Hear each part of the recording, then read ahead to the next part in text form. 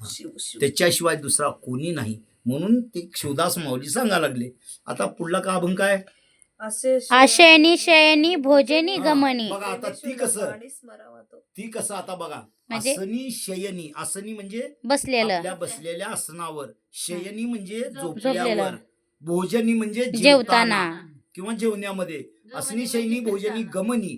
गमनी म्हणजे आपण जी काय घरातला प्रपंच करतो त्या प्रपंचात बी जर असलो तर ती सुद्धा त्यातच दिसला पाहिजे, बर का. प्रेमे शूळ पाणी स्मरावातो, असनी शैनी भोजनी गमनी, प्रेमी शूळ पाणी स्मरावतो. तुम्ही कोणचं जरी काम करत असलो, संसार करा ना बाहेर कोणची जी कामं करता ती करा, त्यावेळेस फक्त त्याचं नामस्मरण करा, दुसरं काही नाही. तुम्हाला हाताने तर काय त्याची गरज नाही, बर का.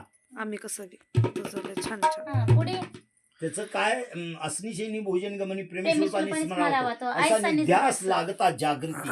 म्हणजे जागृती म्हणजे आपल्या तीन अवस्था आहेत त्या, जागृत अवस्था, स्वप्न अवस्था आणि सुषुप्त अवस्था, ही 3 अवस्था आहेत त्या. तर जागृत अवस्था म्हणजे आता आपण जे जागाव का, ही जागृत अवस्था.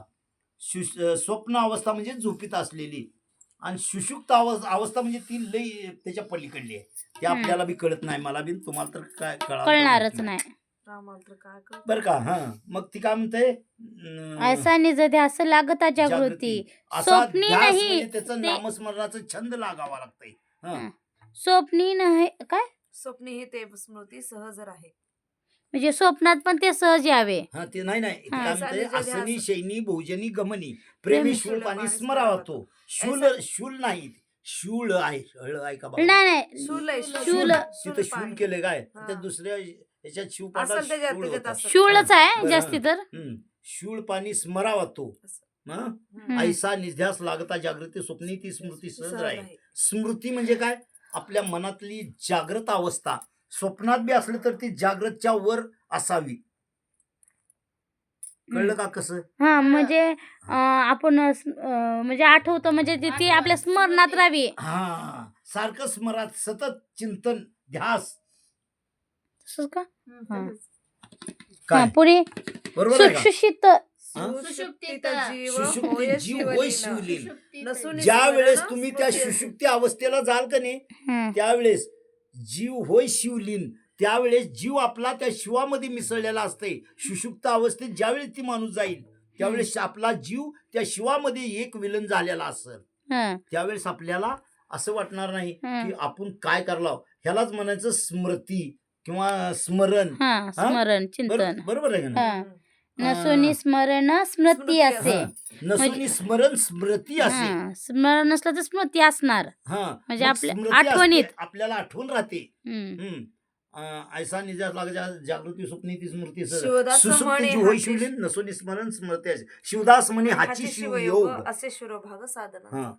आता ह्या साधनाचा एक शिरोभाग म्हणजे एक सुंदर भाग कोणचा आहे, तर फक्त त्याचं नामस्मरण घेणं. एवढं सांगून त्यांनी पुन्हा अजून आपल्या मूळ पदावर आले. नामस्मरण करा, शिवपाठ करा, शिवपाठ करा, 84 पेरा चुके, बरोबर. आता सुवर्ण, आता पुढे उदाहरण दिले, सुवर्णात नग नगिते सुवर्ण, अभिन्न जीवशिव. आता जीवशिव दोन्ही एकच आहे ती म्हणते. जसं सोन्याचं तुम्ही जर समजा अंगठी केली आणि तुम्ही सोन्याच समजा जर अंगठी बी केली, बिलवर बी केलं, तर ती कशाचं आहे, सोन्याचं आहे. आणि शेवटी मोडलं तर ती त्याचं काय होतंय, सोन्यातच मिलीन होतंय, आहे का नाही. तसं सुवर्णात नग, नग म्हणजे केलेला जी काय आहे ते डाग, सुवर्णात नग नगिते सुवर्ण, त्या डागामध्ये सोनं किंवा सोन्यामध्ये डाग एकच झालं, सोनं झालं. सुवर्णात नग नगिते सुवर्ण, तैसेची अभिन्न जीवशिव. तसेच हे जीव आणि शिव अभिन्न आहे ती म्हणताय. जे भिन्न जीवशिव ऐसे ऐसे जन्मभरी करिता मनन, नावरीची मन साधकासी. असं जर समजा त्यांनी जन्मभर केलं, ह्याच्या पुढलं काय मला कळलं ना बाबा, का उगाच तुम्हाला काय बी मी सांगणार नाही. ऐसे जन्मावरी करिता मनन, नावरीची मन साधकासी.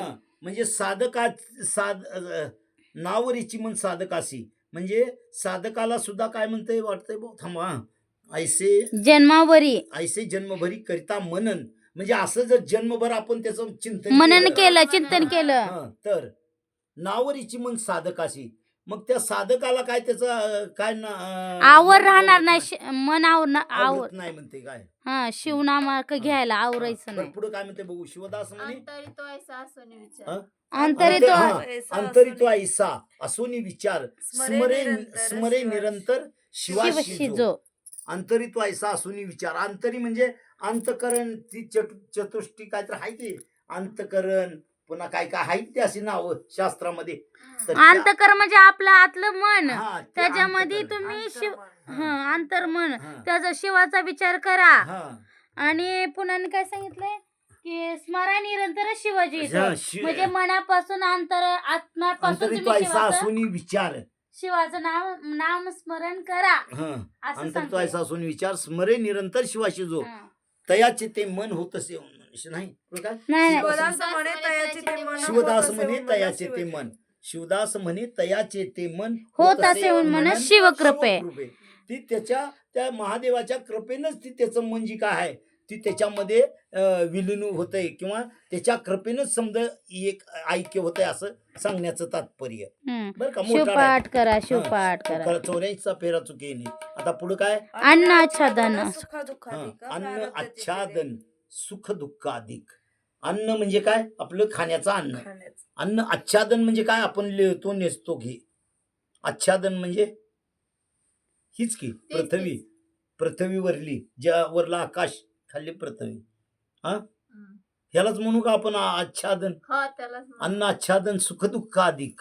सुख आणि म्हणजे ह्या पृथ्वीवर असलेलं सुख दुःख हा. प्रालब्धाची ते एकलभ्य जीवा. म्हणजे तुमचं प्रालब्ध चांगलं असलं तर तुमचं हा, जीवाला लाभ काय चांगलाच लाभ भेटणार असंच ना अर्थ. हा, हा. पुन्हा काय म्हणून त्याचे टाकून चिंतन. चिंतन करावे स्मरण शंकराचे. नरदेहा माझी आलभ्य हा लाभ पार्वती वल्लभ गावा येते. शिवदास म्हणे शिवस्मृती पळभरी जाण राहू नये. कोणता अभंग आला. अन्न आच्छादन सुखा दुःखाधिक प्रालब्धाची ते एकलभ्य जीवा. म्हणून त्याचे टाकून चिंतन करावे स्मरण शंकराचे. नरदेह माझे आलभ्य हा लाभ पार्वती वल्लभ गावा गीती. नरदेहामध्ये आता या आपल्या माणसाच्या शरीरामध्ये किंवा माणसामध्ये आलभ्य हा लाभ मोठा लाभ कोणचा आहे तर त्या शरीर. पार्वतीपती महादेव. त्याचं नामस्मरण घेणं ही श्रेष्ठ आहे म्हणते. थोडक्यात आपण घेऊ. उगत काय जास्त आपण मध्ये तसलं हे पडायचं करायचं नाही. नाही. उगं